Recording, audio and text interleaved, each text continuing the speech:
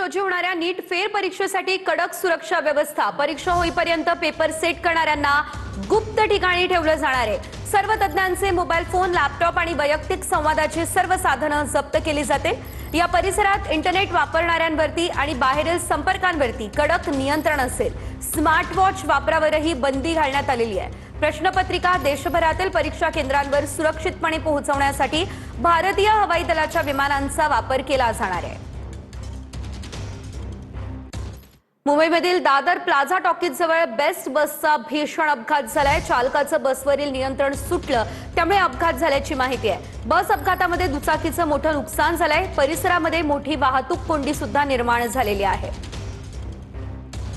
बस अपघातामध्ये दुचाकीचं नुकसान झालं असल्याचं बघायला मिळतंय।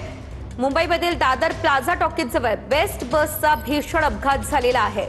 चालकाचं बसवरील नियंत्रण सुटलं आणि त्यामुळे हा अपघात झाला असल्याची माहिती मिळते आहे।